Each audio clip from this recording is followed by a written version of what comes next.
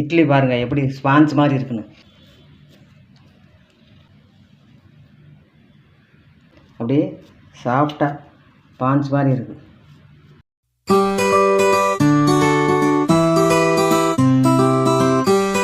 வணக்கம், விளையாட்டு மாவட்ட அணிமதியிலிருந்து சுமதி பேசுகிறேன். இன்றைக்கி இட்லி ரெசிபி தான் செய்ய போகிறேன். காலையில் சுட்டு வச்சாலும் நைட்டு வரைக்கும் நல்லா ஸ்பாஞ்ச் மாதிரி இருக்கும். அது எப்படின்னு பார்க்கலாம். அதுக்கு ஒரு சைடிஷாக ஒரு சட்னி அரைக்க போகிறோம், கேஷனட் சட்னி. இது வரைக்கும் இந்த சுவைக்காத சுவையில் கேஷனட் சட்னியும் ரெடி பண்ண போகிறேன். வாங்க வீடியோக்குள்ளே. இட்லி பெர்ஃபெக்டாக ஸ்பாஞ்ச் மாதிரி இட்லி செய்கிறதுக்கு அளவுகள் பார்த்துக்கோங்க.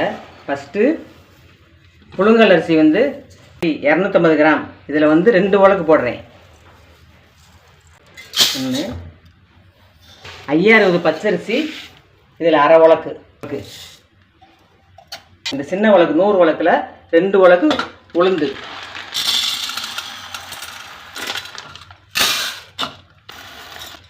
ஒரு ஸ்பூனு வெந்தயம். இதை நல்லா 3 தடவை கழுவிட்டு ஊற வைக்கணும்.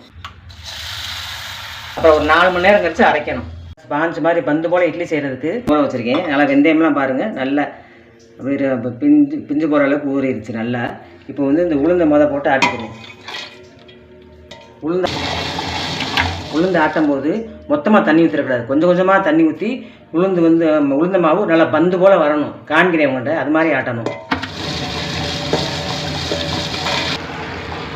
இந்த மாதிரி அரைச்சிக்கிட்டு கொஞ்சம் கொஞ்சமாக தண்ணி ஊற்றி நல்லா பந்து போல் வரணும் மாவு. நிறைய தண்ணி ஊற்றி கொடவடன்னு அரைச்சிடாமல் கொஞ்சம் கொஞ்சமாக தண்ணி ஊற்றி நல்லா உளுந்தெல்லாம் அப்படி அள்ளி காமிக்கிறேன். அப்புறமா உங்களுக்கு கொஞ்சம் கொஞ்சமாக தண்ணி ஊற்றி அரைக்கணும்.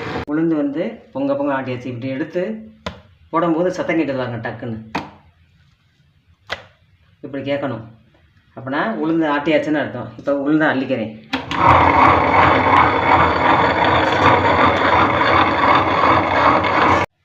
இப்போ உளுந்து பூரா அரைச்சி அள்ளியாச்சு. அரிசி அரைச்சிக்கிறேன். அரிசியை நல்லா அரைச்சிக்கணும். அரிசியை ஆட்டிட்டோம். ரொம்ப நைஸாக இல்லாமல் கொஞ்சம் லைட் குருணாக இருக்கணும். மாவு இந்த மாதிரி கெட்டியாக இருக்கணும். இப்போ அரிசி மாவையும் அள்ளிக்கிடுவோம். இப்போ 2 மாவையும் அள்ளியாச்சு. அதுக்கு தேவையான அளவு உப்பு போட்டு கரைச்சி வச்சுக்கிறேன். இப்போ மாவை நல்லா உளுந்த மாவும் அரிசி மாவும் நல்லா கலக்கிற மாதிரி உப்பு போட்டு நல்லா கலந்துக்கிறோம். கலந்த பிறகு அப்புறம் மூடி வச்சுட்டு 8 மணி நேரம் கழித்து பார்க்கணும். நல்லா கலந்துக்கிறேன். இட்லி மாவு பதம் இப்படி அள்ளும் போது வெயிட்லெஸ்ஸாக இருக்கணும். கொஞ்சம் ரொம்ப கனமாக இல்லாமல் வெயிட்லெஸ்ஸாக இருந்தால் தான் மாவு நல்லா பக்குவம் ஆட்டியிருக்கணும்னு அர்த்தம். இப்போ இதை மூடி வச்சிடுறேன். 8 மணி நேரம் கழித்து பார்க்கலாம். இட்லி மாவு அரைச்சி வச்சு 8 மணி நேரம் ஆச்சு. நல்லா பொங்கிடுச்சு. அதை நல்லா கலந்து விட்டுக்குருவோம். இட்லி மாவு இப்படி அள்ளி பார்க்கும்போது நல்லா வெயிட்லெஸ்ஸாக தெரியணும். கனமாக இல்லாமல் வெயிட்லெஸ்ஸாக தெரியணும். அந்த மாதிரி இருக்கணும். இட்லி சட்டியில் ஏற்கனவே தண்ணி ஊற்றி வச்சுட்டேன். அதனால கொதி வந்துருச்சு. இன்னும் இட்லி ஊற்றிக்கு அதில் வச்சுக்கிடுவோம். இதுலேயும் எண்ணெய் தண்ணி ஊற்றலாம். நான் துணி போட்டு இட்லி ஊற்றுறேன். இதில் இதை வச்சுக்கிடுவோம்.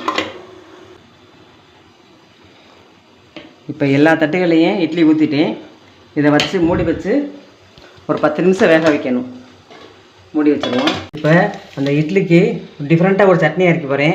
கேஷனட் சட்னி. அதுக்கு தேங்காய் துருவல் 1/4 கப்பு, ஒரு 10-15 போல் முந்திரி பருப்பு, ஒரு 6 சின்ன வெங்காயம், இந்த காரத்துக்கு தகுந்த மாதிரி பச்சை மிளகா, 2 பூடு வெள்ளைப்பூடு, ஒரு சின்ன துண்டு இஞ்சி, இதெல்லாம் சேர்த்து அரைச்சிக்கிடுவோம்.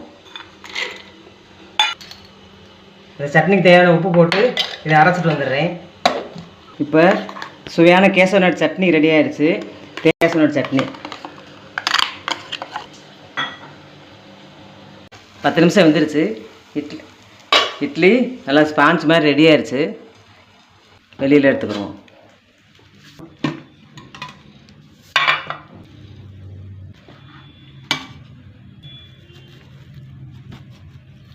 சாஃப்டான இட்லி உங்களுக்கு 6 நாளும் இதே மாதிரி இருக்கும். இந்த அளவுகளை போட்டு செஞ்சீங்கண்டா ஸ்பாஞ்ச் மாதிரி இந்த இட்லி கேஷனட் சட்னியோட தொட்டு சாப்பிட்டு காமிக்கிறேன். சூப்பராக இருக்குது. இதே மாதிரி இதை நீங்களும் கேஷனட் சட்னியாச்சும் ட்ரை பண்ணி பாருங்கள். ரொம்ப நல்லாயிருக்கும். இந்த வீடியோ உங்களுக்கு பிடிச்சிச்சுன்னா லைக் பண்ணுங்கள், ஷேர் பண்ணுங்கள், சப்ஸ்கிரைப் பண்ணிக்கோங்க. அடுத்து ஒரு இன்ட்ரெஸ்டிங்கான ரெசிபியோட சந்திக்கிறேன். வணக்கம்.